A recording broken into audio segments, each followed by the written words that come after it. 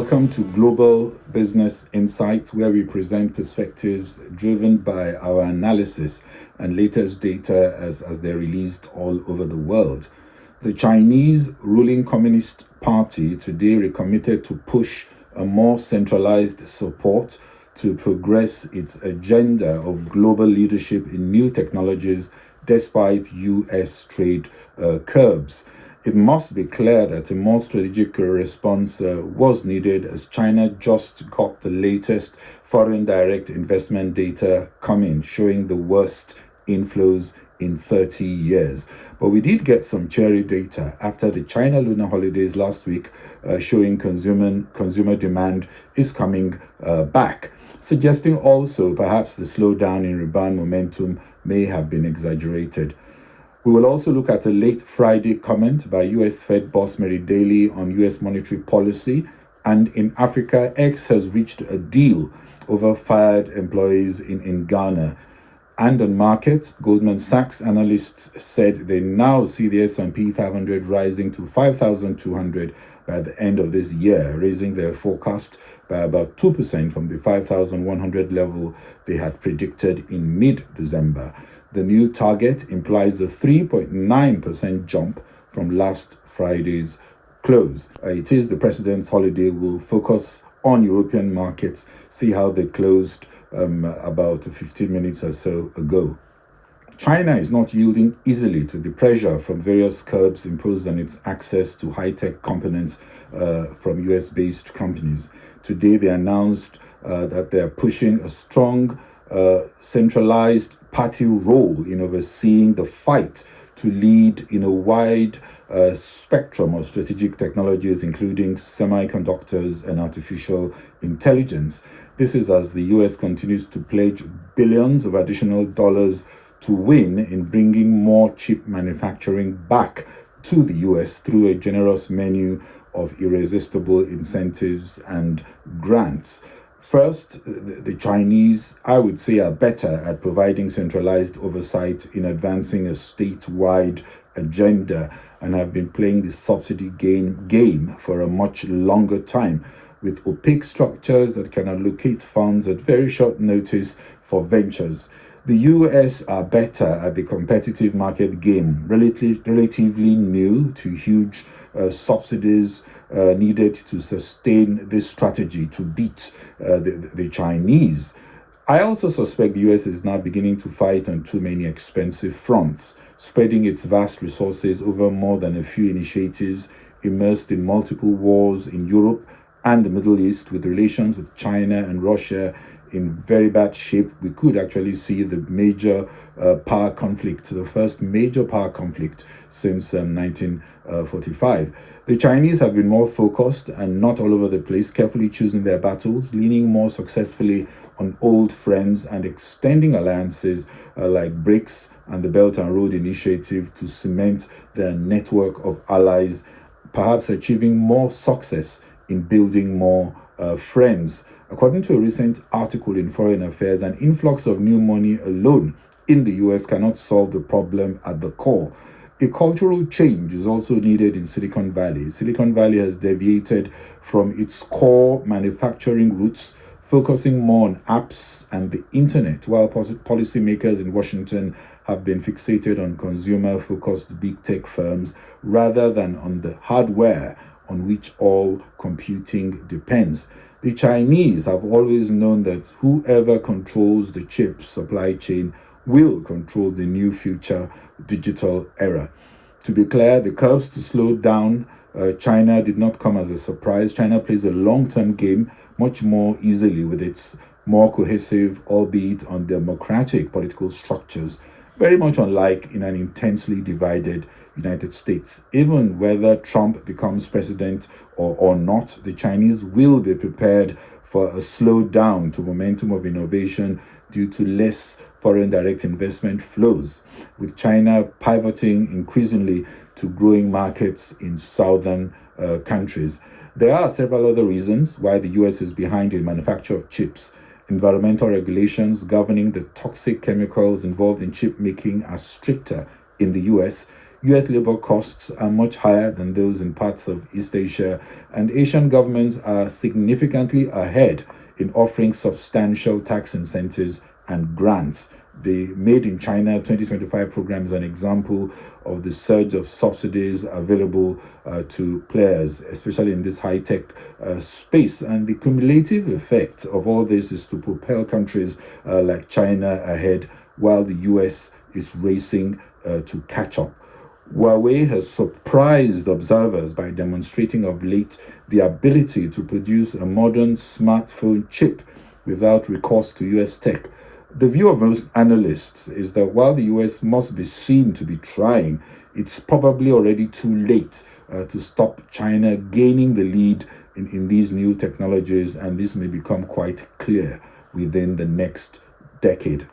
Earlier in the morning, we spoke on how foreign direct investment had dropped to a 30-year low, partly due to the effect of the US making things difficult for anyone planning any major new technology forays in China, especially in chip manufacturing.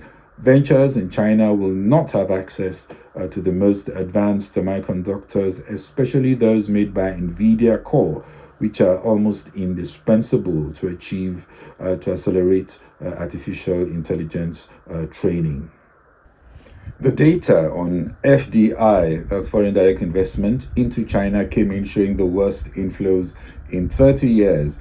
We saw investment by foreign corporations totaling $22 billion on a net basis in 2023. That is 82% down from 2022. Still, inflows exceeded outflows by $17.5 billion in the October-December quarter, after the first ever net outflow recorded in the previous quarter. With the US restricting China's access to advanced semiconductors, chip-related businesses are looking for alternative spots to invest. China used to account for 48% of global chip-related FDI. That was in 2018. But that figure has plunged to 1% as of 2022. So there is also more uncertainty given the economic slowdown, the demand weakness, with, of course, the real estate slump, and all this is contributing to the drop in FDI. But there was some good news last week. Tourism revenues during the Lunar New Year holidays in China that ended on Saturday surged thanks to a domestic travel boom.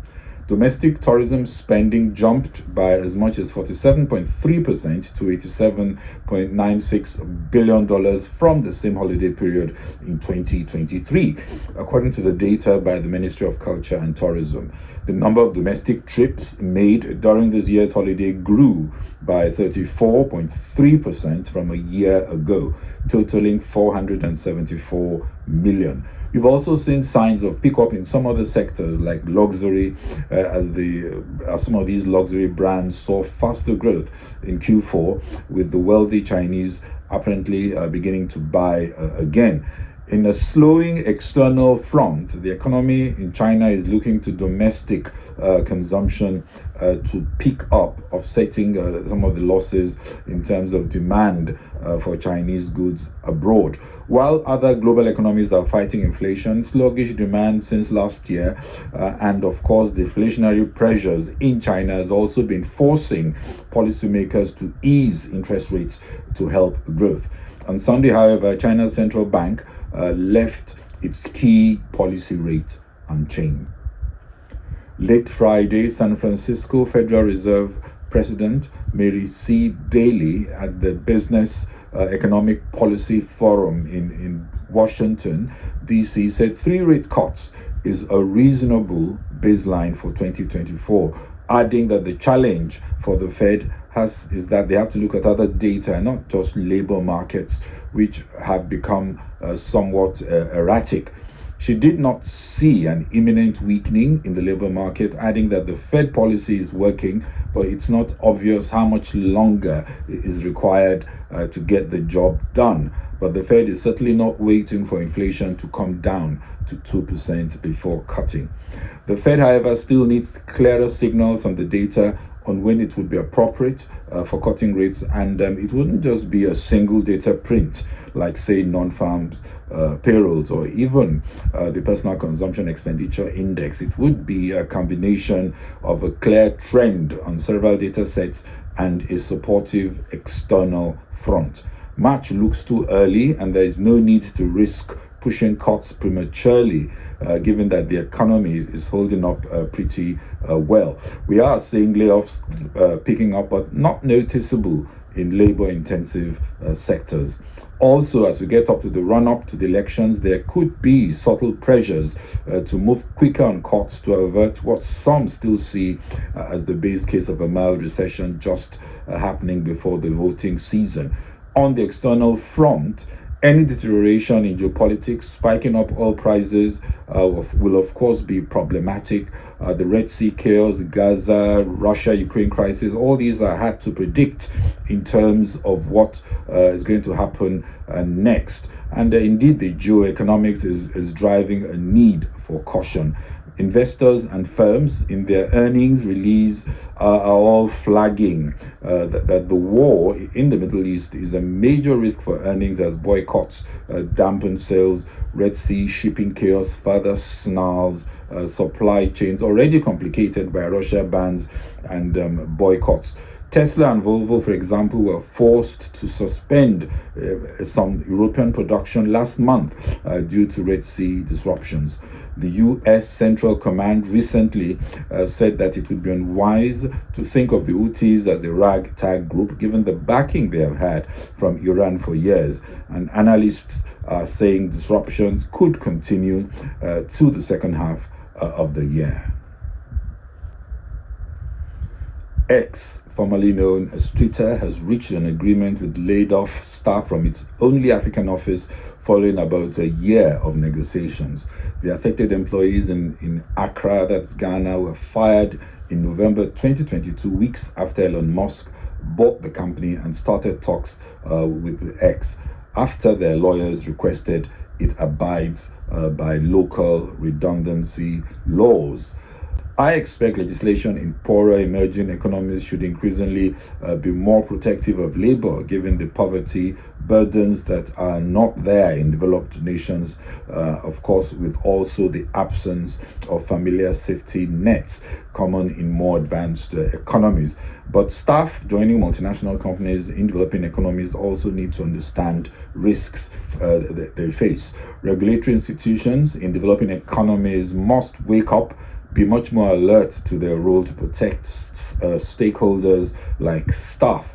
Like I said earlier, poor nations should not be abandoned to be harvested by aggressive corporate predators taking advantage of the weaker institutions that are well behind the curve in protecting employees and customers. European stocks were looking flat. Looking at how they're doing, pretty flat. FTSE 100 up 0.22%, FTSE 250 up 0.13%. If we look at the other European indices, DAX down 0.15%, CAC 40 also down 0.02%.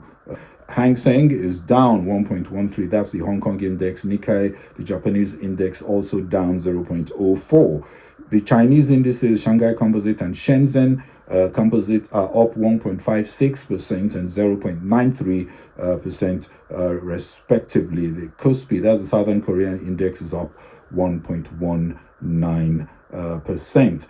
As reported earlier, it does look like the Chinese stocks are having a good day thanks to upbeat travel data helping leisure and tourism stocks, while we're seeing others like Hong Kong stocks actually going down. Well, that's it from me on Global Business Insights. If you enjoyed the program, please share and kindly follow on Facebook and LinkedIn, subscribe on YouTube and X. Thank you very much for watching. This is Bode Oshosami. Bye-bye.